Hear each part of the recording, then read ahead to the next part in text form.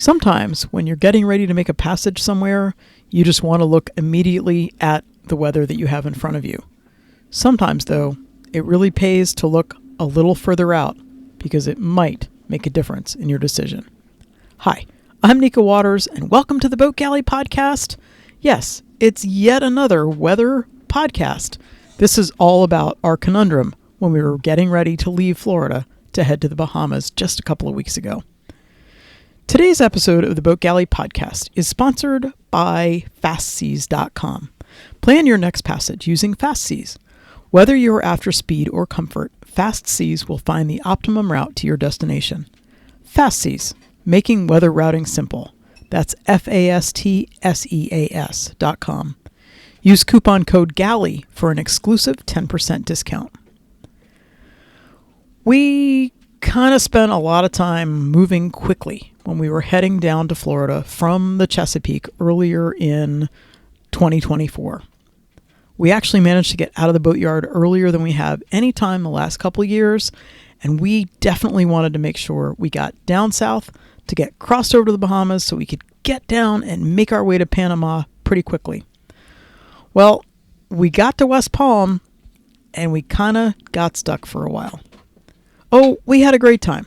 We enjoyed some social events with our friends Carolyn and Dave. Carolyn, my podcast partner. She and her husband Dave, they're cruisers living on dirt in West Palm and just about 3 blocks away from the dinghy dock.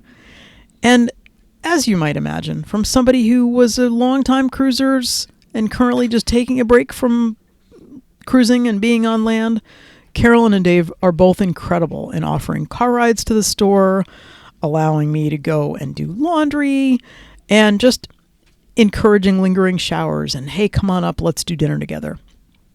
Having them in West Palm made being in West Palm a really good thing. And the West Palm anchorage is pretty nice. There's a nice dinghy dock there. But still, we were itchy. It was time to go. Let's go. Let's go to the Bahamas. And it looked for a very brief minute like we were once again ready. It looked on a Sunday morning. We said, oh, it looks like Tuesday. We've got this great weather window. And yeah, it's going to be no wind and we're going to have to use the motor and get over there. But that's fine. We're going to get to the Bahamas. And we got all excited. In fact, on Tuesday morning, when we woke up in the morning, we looked at the weather report and we said, yeah, it looks like it's good to go. And then we looked at a little bit longer range forecast and we saw, oh my, in November, a possible hurricane that might be threatening the Bahamas 10 days going forward. And a few things went through our heads. Yep, we could go across to the Bahamas. We could keep a close eye on this thing. We could go and get our way further south and east as fast as possible, which didn't look like it was going to be particularly easy in the east-southeast winds that were forecast. And also be ready to possibly sail right back to Florida if we needed to. We actually were starting to say, oh, well, maybe we would just leave the Bahamas and go right back to Florida. And then we said, wait a second. Why go to the Bahamas with the idea that we might have to race back to Florida? Because we would feel more comfortable in Florida than in the Bahamas in terms of a hurricane because there aren't very many places to hide in the Bahamas. And our other option was to just stay put in West Palm. And it looked like there was another possible weather window opening up just a few days later. A shorter, similar conditions, very light, got a motor the whole way right on the nose, just a couple of days later. And that would give that hurricane spinny thing a couple more days to figure out what it was doing. The other things to consider, which you might have understood from just what I said a second ago, is that the Bahamas really doesn't have great places to hide from a spinny thing. Yes, this one looked like it was possibly going to affect the Northwest Bahamas more than areas further south and east, but there still is a whole where to hide conundrum. We spent much of last winter with this where to hide conundrum thing going on. A second thing to think about was that this spinny thing would be approaching from the south and the west, meaning that the bad side of the storm would be the eastern side. And where would we be? if we had gotten ourselves south and east in the Bahamas, well, we would be on the eastern side. Not great. A third thing, which was of less importance, but still a consideration, was that we actually had a survey scheduled for Tuesday, which was the day that we thought might be a good day to go across to the Bahamas. And a survey is a boat inspection, as it were, required for the insurance policy that we're hoping to be able to get so that we can go into a marina or a boatyard. Our current insurance policy in Florida that we had when we were in the States, it didn't cover us outside of the United States. And we could have easily canceled that survey that we had scheduled, but it probably would cost us more money than the actual survey would cost to cancel, but we would still need to get another survey down the road.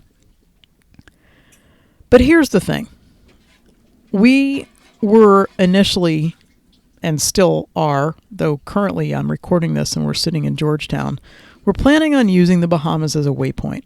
Just a quick stopover en route to Panama, which doesn't sound like a really great thing. Who wants to shove your way through the Bahamas?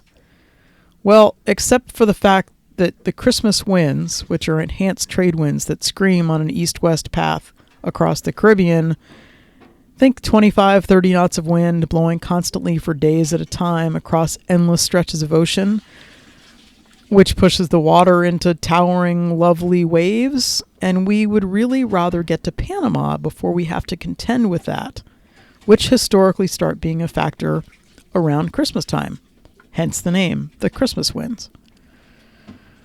But the idea between and the balance between current conditions in terms of maybe there's a hurricane or something spinny happening in the Bahamas versus anxiety over the winds that might be happening down the line, we really decided that choosing to be in a spinny thing in the Bahamas would be a really, really, really bad idea.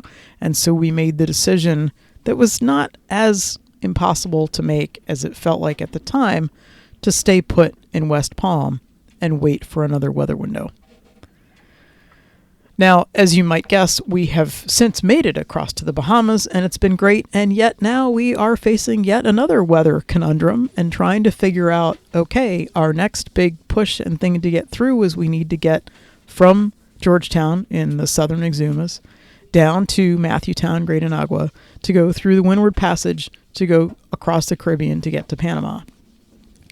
And there are some winds that are screaming through that Windward Passage with accompanying waves, and we are also spending time looking at what the weather is doing in the Caribbean proper once we make it through that Windward Passage. Weather is not a one and done situation. There are always multiple angles and multiple things to consider when you're trying to figure out what your weather window actually looks like. We made it through the last conundrum, and now we're ready for the next one. I can't wait to share an anchorage with you when hopefully we're not worried about weather other than the normal, what's it going to do? Are we safe where we are? That kind of thing. But we will get the opportunity to toast to our incredible good fortune at being able to live this amazing lifestyle. Thank you so much for listening to the Boat Galley podcast. We love hearing from our listeners. We love it when you let us know that something has struck a chord or given you something to think about or given you a tip that just really helps. The Boat Galley is all about making boat life better, and we certainly hope we've done that for you today. Have the most incredible week.